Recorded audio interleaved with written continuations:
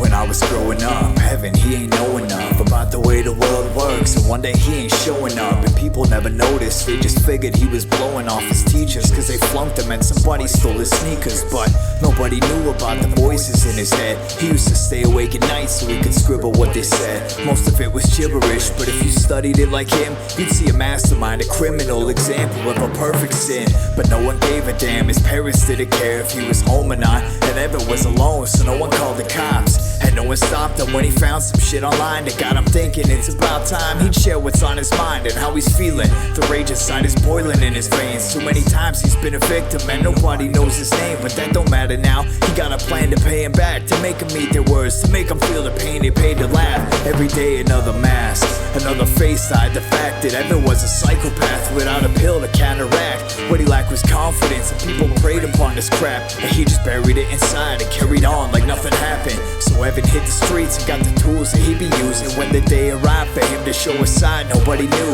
At a time when people sleep, he was awake and full of hate, aimed at the jocks who bullied him and at that bitch who made him wait. But when the voices started talking shit, they told him what to do. He wrote some numbers on a list and put some names beside him too. Flipped through the pages of a yearbook and memorized the faces. Took a look at his agenda and confirmed he knew the places they'd be sitting at, and all the spots where he'd be waiting. He marked an X over the map so he could find his own escape and get away without a hitch. His plan was perfectly aligned, but in his mind it wouldn't work. He just wouldn't have the time to track them all and get it done. And he just didn't have the guns, and he just didn't have the character to make it seem like it was fun. But still he listened and he scribbled what they said. He's getting sicker by the night, like getting scribbled in the head. And for a final night avoided bed, he's praying to whatever God would answer him. But Evan hated church, so it abandoned him, just like his brother when he jumped over that bridge, and like his mother when she told him she wished he wasn't a kid.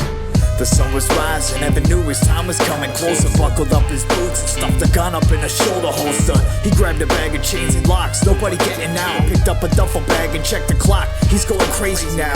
An hour left and then he's on his way to class. He's running late but it's intentional. He's peeking through the glass and checking names, so he was making sure nobody's getting missed. All his targets are accounted for. He can't believe he's doing this. Up in his head there ain't no battle over right and wrong. No little man above his arm to tell him not to set the bomb. He wrapped the doors in chains and locked them up and walked away. Inside his bag he reached and pulled a shot. He dipped and chopped a spray. And by this point he knew he'd never see the day where people shed a tear for him or give a fuck about the way his life had crumbled. Such a decent kid, nobody knew the circumstances leading to this shit. So many questions, no one answered it.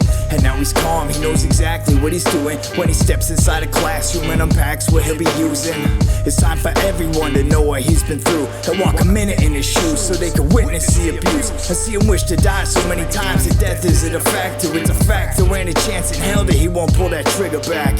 Into a classroom, Evan looks to see the #1 offender on his list. That bitch is getting it, he'll never miss. He gently grips the stock and points a gauge into her face, and with a grin he sends her thoughts and eyes to outer space.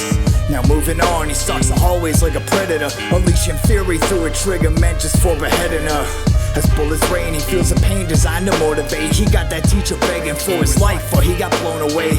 And when the bells are ringing, Evan's in the office singing, bringing heaven to the hellish version of this life he living. With minutes left, he puts a 12 up to his chest. He didn't really get them all, but he's impressed and did his best. And with the final look of satisfaction, Evan puts his plan to rest. A trigger for the life he wasted, balance paid in full, I guess.